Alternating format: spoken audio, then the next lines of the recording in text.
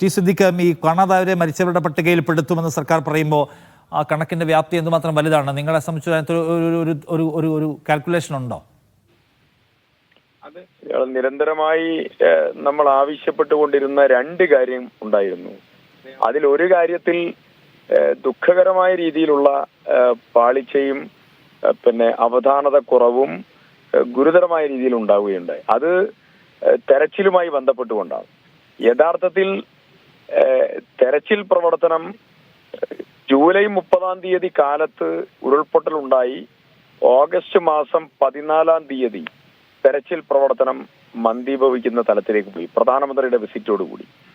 അതിനുശേഷം ഞാൻ നിരന്തരമായി ബഹുമാനപ്പെട്ട മുഖ്യമന്ത്രിയെ, മന്ത്രിമാരെ, ജില്ലാ കളക്ടറെ ഒക്കെ വിളിച്ചു, നേരിട്ട് കണ്ടു, സംസാരിച്ചു. അങ്ങനെ എല്ലാ തലത്തിലുള്ള നടപടികൾ സ്വീകരിക്കാതെ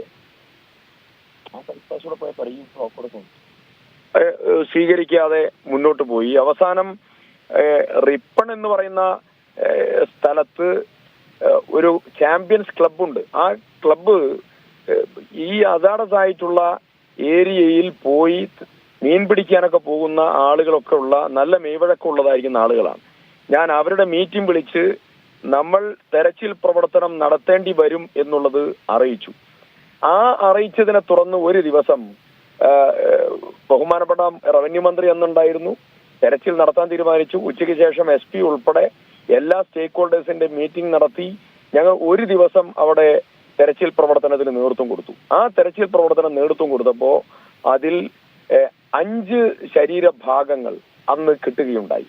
തുടർന്ന് 2 ശരീരഭാഗം പിന്നെയും കിട്ടി, തെരച്ചിൽ നടത്താതെ തന്നെ. പിന്നെ ഒരു മുഴുഭാഗ ശരീരഭാഗം പിന്നെ കിട്ടി. ഞാൻ പറയുന്നത് ശരീരഭാഗങ്ങൾ കിട്ടിക്കൊണ്ടിരിക്കുമ്പോൾ തെരച്ചിൽ പ്രവർത്തനം മന്ദീഭവിച്ച നടപടി ഒരിക്കൽ പോലും പൊറുക്കാൻ ആവാത്തതായ നടപടിയാണ്.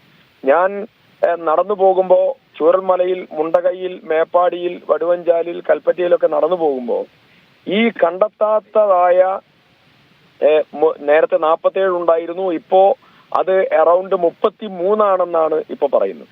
അപ്പോ ഈ 33 ആളുകളുടെ മക്കളെയാണ്, അച്ഛനെയാണ്, അമ്മയെയാണ്, വേണ്ടപ്പെട്ടവരെയാണ് നഷ്ടപ്പെട്ടത്.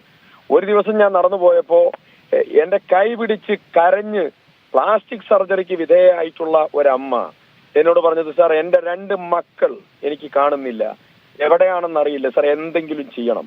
അതിന്റെ ഗോൾഡൻ ചാൻസ് മുഴുവൻ നമുക്ക് നഷ്ടപ്പെട്ടു. അതിൽ ഹൃദയഭേദകമായി വിഷമത്തോടു കൂടിയാണ് പറയുന്നത്. അതൊരിക്കലും നഷ്ടപ്പെടാതെ ആ ഉത്തരവാദിത്വത്തോടു കൂടി ആ തെരച്ചിൽ പ്രവർത്തനം കണ്ടിന്യൂ ചെയ്തിരുന്നുവെങ്കിൽ ഒരുപാട് പേരെ കണ്ടെത്താൻ സാധിക്കുമായിരുന്ന ഒരു സാഹചര്യം ഉണ്ടായിരുന്നു. ഇനി ഈ കുടുംബത്തെ, ഇത് ഔദ്യോഗിക ഡിക്ലറേഷൻ മാത്രം പോരാ, അവരെ ബോധ്യപ്പെടുത്തേണ്ട ഉത്തരവാദിത്വം നമ്മുടെ ഉത്തരവാദിത്തമാണ്. ആ ബോധ്യപ്പെടുത്താനുള്ള ഉത്തരവാദിത്തം ഞാൻ എന്ത് വേണമെങ്കിലും, ലോക്കൽ ബോഡീസും തദ്ദേശ സ്വയംഭരണ സ്ഥാപനങ്ങളും ഞാൻ ഉൾപ്പെടെ ഞങ്ങളൊക്കെ അതിന് സഹായിക്കാം.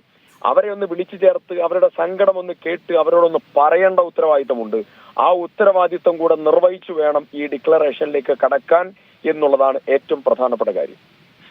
ശരി, താങ്ക് യു ടി സിദ്ദിഖ് ഈ വിഷയത്തിൽ പ്രതികരിച്ചു. എന്തായാലും